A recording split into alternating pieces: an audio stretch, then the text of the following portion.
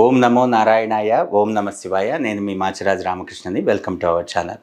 ఈరోజు వాస్తు శాస్త్రము ధర్మ సందేహాలు కార్యక్రమంలో సహజ సిద్ధంగా ఏదైనా ఇంటి నిర్మాణం చేసేటప్పుడు ఆ యొక్క టాయిలెట్స్ కానివ్వండి, లేకపోతే ఆ యొక్క డ్రైనేజ్ సిస్టమ్ కానివ్వండి, ఏది ఏ విధంగా ఎక్కడి నుండి స్టార్ట్ చేసి ఏ విధంగా తీసుకుంటున్నారు. దైవతా స్థానంలోకి టాయిలెట్స్ అనేటువంటివి కొంతమంది ఇస్తున్నారు. పొరపాటున కూడా అలా ఇవ్వకూడదు. మీకు గతంలోనే అంతకుముందు ఎపిసోడ్లో చెప్పినట్టు ఏదైనా ఒక స్థలాన్ని తీసుకున్నప్పుడు దాన్ని 3 భాగాలుగా చేయాలి. 3 భాగాలుగా చేసి మనం దీనిలోకి పొరపాటున కూడా ఈ యొక్క హ్యాచ్ చేసినటువంటి పోర్షన్లోకి లిఫ్ట్ కానీ, సెప్టిక్ పిట్ కానీ, అదేవిధంగా స్టవ్ కానీ, సంప్ కానీ, డ్రైనేజ్ కానీ ఎలాంటివి కూడా ఈ బ్రహ్మస్థానం నుండి పాస్ అవ్వకుండా ఉండే విధంగా చూసుకోవాలి. అందుకే మనం రూటింగ్ డయాగ్రామ్ ఇచ్చేటప్పుడు కూడా చాలా జాగ్రత్తగా ఇస్తాం. ప్రతి దానికి ప్రదక్షిణ వాస్తు అనేటువంటి తీసుకుంటున్నాం. అంటే మీరు ఈ స్థలంలో మెట్నాక్ చేసి ఎప్పుడైతే స్థలానికి కాంపౌండ్ కడుతున్నారో, అంటే కాంపౌండ్ వాళ్ళ థిక్నెస్ ఒక 6 inches టు ఒక 1 feet ఏదైతే తీసుకుంటున్నారో, ఈ 1 feet తర్వాత మనం కట్టపోయేటువంటి ఇల్లు స్లాబ్ ప్రొజెక్షన్స్తో సహా టాప్ వ్యూలో చూసినప్పుడు ఈ యొక్క కాంపౌండ్కి అదేవిధంగా స్లాబ్ ప్రొజెక్షన్, మీరు బాల్కనీలు ఇస్తే స్లాబ్ ప్రొజెక్షన్కి మధ్య మినిమం 9 inches అన్నా ఉండాలి. ఎందుకు ఉండాలి అంటే, మన ఇంటి మీద పడ్డటువంటి వర్షం కానివ్వండి, లేకపోతే ఈ యొక్క సూర్యరశ్మి అనేటువంటిది ఈ యొక్క కాంపౌండ్ వాళ్ళకి ఈ యొక్క స్లాబ్ ప్రొజెక్షన్కి మధ్యలో మన చుట్టూ కూడా పడాలి. ప్రహరీ అనేటువంటిది రక్షణ కూడా. ప్రహరీ మీద స్థల పదంలో మనం ఇల్లు కట్టకూడదు. ఇది చాలా జాగ్రత్తగా గుర్తుపెట్టుకోవాలి. చాలామందికి ఒక సందేహం ఏంటంటే, మా చాలా చిన్న స్థలం అండి, అందుకని మేము వెస్ట్ సౌత్ వదిలిపెట్టకుండా మొత్తం ఆని చేసి కట్టేసామండి అంటారు. పొరపాటున కూడా ప్రదక్షిణ వాస్తు అనేటువంటిది చెయ్యకుండా ఉండకూడదు. ఇలా చేస్తే ప్రాబ్లం ఏంటంటే, టాయిలెట్స్ అనేటువంటిది వెంటిలేషన్ అనేటువంటిది ఇవ్వటానికి కుదరదు. వెంటిలేషన్ ఇవ్వనప్పుడు మళ్ళీ ఏం చేయాలి, ఇక్కడ ఒక షాఫ్ట్ ఇవ్వాలి. మళ్ళీ షాఫ్ట్ కొంచెం లోపలికి తీసుకెళ్ళి అందులో వెంటిలేటర్ ఇవ్వాలి. ఇలా షాఫ్ట్ ఇచ్చినప్పుడు మళ్ళీ లైన్ అనేటువంటిది ఇంటి క్షేత్రపథం నుండే బయటకు వెళ్లాల్సి వస్తుంది, అధమ స్థానం నుండి. ఇవన్నీ కూడా ప్రాబ్లమ్స్ అనేటువంటివి ఎప్పుడు వస్తాయి, మనం ప్రదక్షిణ వాస్తు ఫాలో అవ్వనప్పుడు. స్థలానికి గృహానికి ఎప్పుడైతే మనం ఆన్ ఇచ్చేసి ఎలాంటి గ్యాప్ లేకుండా టాప్ వ్యూలో ఇచ్చేసినప్పుడు మన చూడు నీళ్లు అంటే ఏంటి, మన ఇంటి మీద పట్టేటువంటి వర్షపు నీళ్లు మన స్థలంలో కాకుండా కాంపౌండ్ వాల్ మీద పడ్డప్పుడు, లేకపోతే కాంపౌండ్ వాల్ మీద బయట పడ్డప్పుడు అది దోషము. మన ఇంట్లో సంపద నిలవదు. చాలామంది ఏంటంటే బాల్కనీలు ఇచ్చేస్తారు. అంటే ఉదాహరణకి ఈస్ట్ ఫేసింగ్ కట్టుకుందాం, నార్త్ వైపు మీరు బాల్కనీ అనేటువంటిది కాంపౌండ్ వాల్ మీద వరకు ఆ సెంటరింగ్ చేసేవాడు ఇచ్చేస్తాడు, మొత్తం ఓవర్లాప్ చేసేస్తాడు. టాప్ వ్యూలో చూసినప్పుడు ఇంపోజ్ అయ్యి ఉంటుంది ఆ యొక్క కాంపౌండ్ వాల్ మీదకి. పొరపాటున కూడా అలా తీసుకోకూడదు. అలా చేసినప్పుడు ఇంటి మీద పడ్డటువంటి వర్షపు నీరు పక్క ప్లాట్లోకి పడిపోవటానికి అవకాశం ఉంటుంది. అదేవిధంగా ఎప్పుడైతే ఇంపోజ్ అయిందో కాంపౌండ్ వాళ్ళ మీదకి, నార్త్ వైపు కింద సూర్యరశ్మి పడదు స్థలంలో. ఇది చాలా బాగా గుర్తుపెట్టుకోవాలి.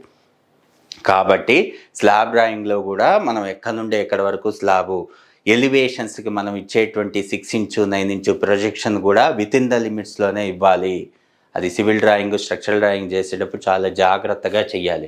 ఇష్టం వచ్చినట్లు సెంటరింగ్ వాళ్ళు కొట్టేస్తే అది ఇబ్బంది అవుతుంది.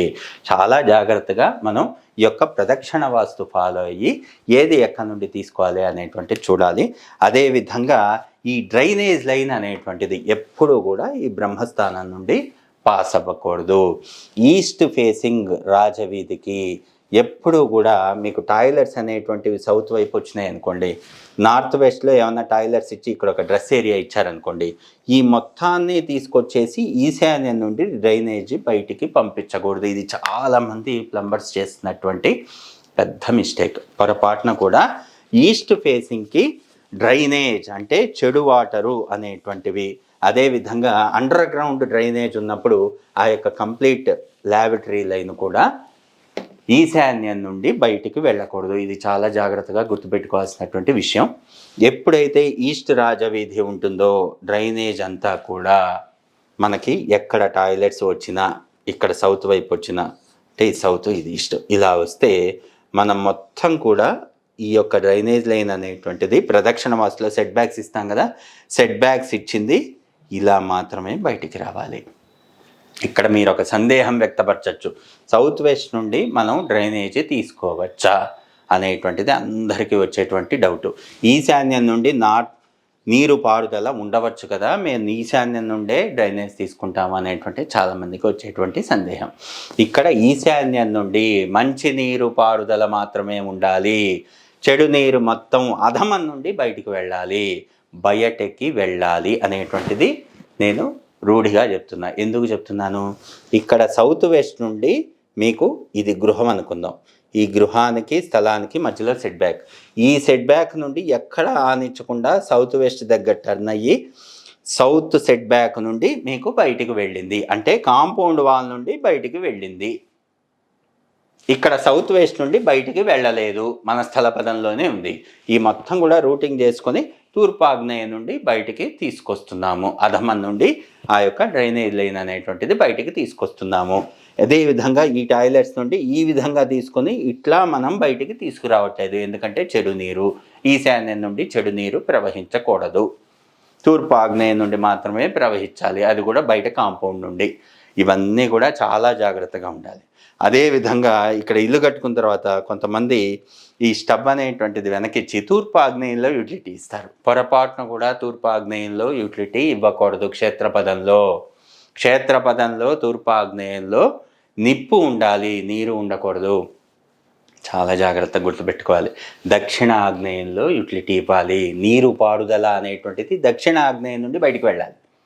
కాబట్టి మనం డిజైనింగ్ చేసేటప్పుడు ఎక్కడి నుండి ఎక్కడ వరకు ఎంత చేయాలి అనేటువంటిది పూర్తిగా ఆలోచన చేసి అక్కడ రైట్ పొజిషన్లో రైట్ యాక్టివిటీస్ చేసి ఆ యొక్క డ్రైనేజ్ సిస్టమ్ని కానివ్వండి లేకపోతే గృహ నిర్మాణాన్ని చేపట్టాలి.